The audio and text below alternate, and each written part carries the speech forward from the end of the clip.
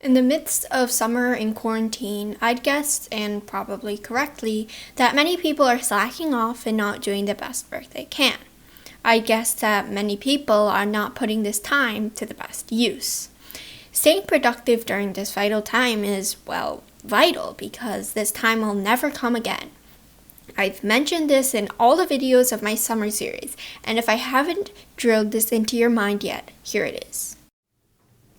This summer and quarantine will never come again, and it's a prime time to get things done and to make great progress in your life. You'll probably want to look at my past videos to learn how to plan and stay motivated during the summer, and today I am only covering staying productive. I will link the playlist in the cards if you want to check it out. Before we jump into the video, don't forget to like and subscribe if you enjoy this type of videos, and let's get right into the video. Productivity can be broken down to four main areas: having good focus, having a good plan, kicking procrastination, and rest. I've already covered planning in this series, but it was just long-term planning. Also, I'll go a little bit into shorter-term and day-to-day planning. So in general, I'd recommend you to have a relatively similar schedule from day to day. But if you have a lot of regular events, planning the night before is still a viable option. However, to proceed with this video, you'll probably want to check out the video, my planning video, which I will link in the cards right now. And finish watching the video? Okay, let's continue. After you've watched the other video, you'll want to take the key actions that you've decided on and set them into your calendar. I'd recommend you to use the morning hours to get the most important and focus-heavy things done. For example, for me, that would be things like writing a YouTube script, studying, or coding. You can save the afternoon for things that are less intensive or perhaps less important, like exercise, reading, or anything that simply doesn't require as much brain power to get done. However, peak performance times will vary from person to person, so if you perform best late at night or early in the morning, definitely get your most important work done then.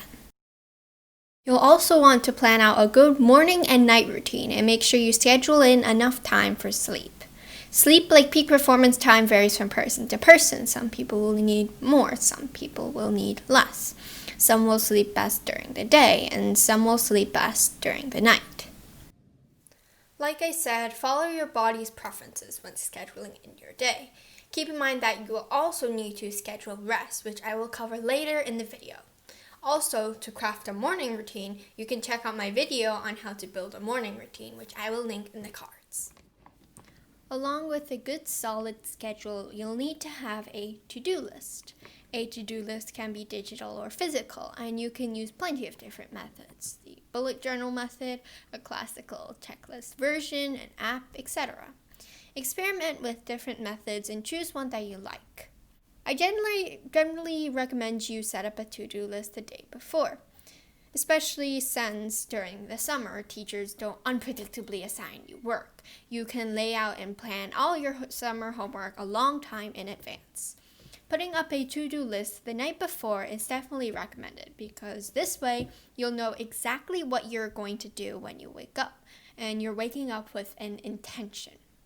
Then, prioritize your to-do list according to which ones are most essential and which ones will contribute most towards your goals.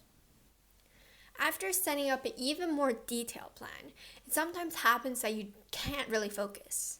There's usually two reasons why. There may be others, but I don't see them as often. The first case is if the goal doesn't matter enough to you. This can be tough because there's usually some things in life that don't matter to you as much, but you have to do them.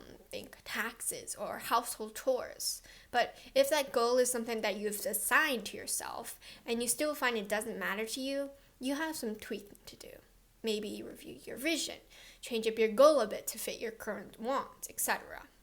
This ties into finding your passion, and I think I didn't explain this well enough last video. There's a difference between blindly following a single path that is supposed to be your passion that you lost interest in ages ago, and constantly experimenting with different things and jumping on opportunities that you're interested in.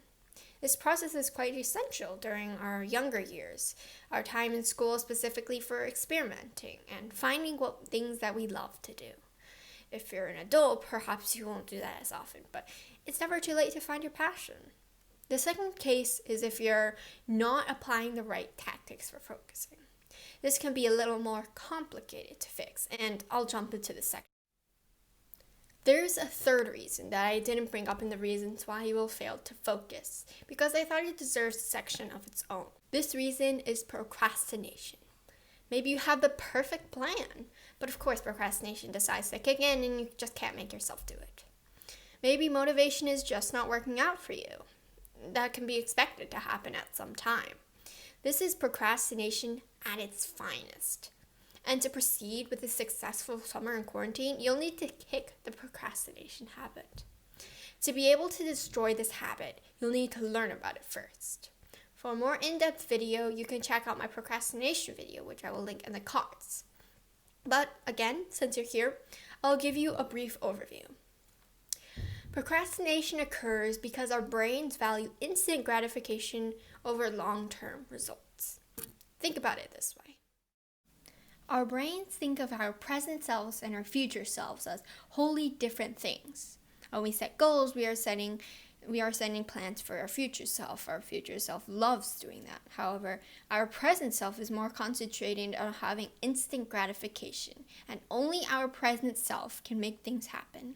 If it's up to our present self to make a decision, they will most likely choose something that is instant gratification over something that brings long-term results. Basically, our brains put more value to present things than future things. For example, if we were to lose $10,000 right now, unless we did something, we are much more likely to do it if we were to lose $10,000 over the course of, say, a few years. So to fix this procrastination problem, your best bet is to hook up something that satisfies your need for instant gratification with something that you procrastinate on. It could look like exercising while watching your favorite TV show, or only allowing yourself to watch that YouTube video after you finish your homework. Just try to tie these together in your mind, and you'll find it much easier to focus and stop procrastinating. Focus is key to staying productive, and the center of focus is what people call flow. Flow is that state of mind when you're so concentrated on something and you get into the groove and you won't notice time flying by. In general, the state of flow is easier to achieve when you're doing something that you enjoy. But for things that you don't enjoy but are still essential, you can take advantage of your peak performance time. Peak performance time, again, varies from person to person, but taking a little time to experiment and document how productive you are throughout different hours of the day should do the trick. Aside from finding your peak performance time, another key to flow is eliminating distractions.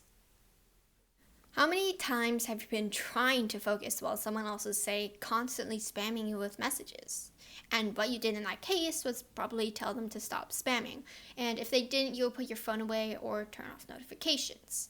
So instead of waiting for that time, when you're distracted and you're wasting precious time, effort, and quality of your work, just eliminate distractions up front. And I don't mean just notifications. If a coworker is obnoxiously loud or constantly stops by to talk with you, speak with them to try to get them to understand that you're trying to focus and don't want to be bothered. Or if you're lazy, just escape into isolation. Flow also ties into deep work. Deep work, a term coined by Cal Newport, is when you focus intensely on one task and one task only. There's a difference between multitasking and multi-focusing, as Greg McKeown says in Essentialism. We can do two things at once, like watching a TV show and cooking, or perhaps taking a walk and listening to a podcast. What we can't do is focus on two things at a time. We cannot read a book and write a report at the same time. We cannot watch a TV show and get meaningful and good work done at the same time. Being able to monotask and truly focus is increasingly rare, and if you can master the art of deep work, it puts you at a significant advantage. To achieve this state of deep work, you'll need to find flow, and to find flow, you'll need to find a when, where, and what. The what is something that you enjoy doing. The when is your peak performance time. The where is where you work best. With this, you can focus, do deep work, and get meaningful and impactful work done. Another way to focus is by using the Pomodoro technique. This is a technique in which you focus for 25 minutes and you have a break for 5 minutes. You don't strictly have to use the numbers 25 and 5.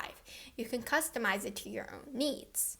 However, if you find that you can achieve a state of flow on a certain task, definitely take advantage of it and go with the flow. Get it? Yeah, I'm not funny. The reason why I believe the Pomodoro technique is so effective is because 25 minutes seems like not a long time, and this makes getting started so much easier. As we all know, getting started is commonly the hardest part of getting things done, and if you can overcome the initial barrier to entry, it gets a lot easier from there. The last way you can stay productive is by taking breaks. This may seem counterintuitive, but hear me out. Sometimes taking a break is what you need to get refreshed and newly inspired in your work. This past weekend, I took a break. A proper one, too. I decided I would not go on YouTube or on Twitch, but in exchange, I didn't have to do anything I didn't want to. This included things like studying, doing math, and the only things that I had to do were my morning and night routines. I also decided I couldn't do any YouTube work during this break because that would steer me away from the original purpose of this break. I figured that if I did this, I would be able to uncover what I truly love to do. And I did. This was quite interesting and eye-opening. Taking this break has made me much more refreshed and happy, and I'm planning on doing this every Sunday. No YouTube, no Twitch, just whatever I want to do.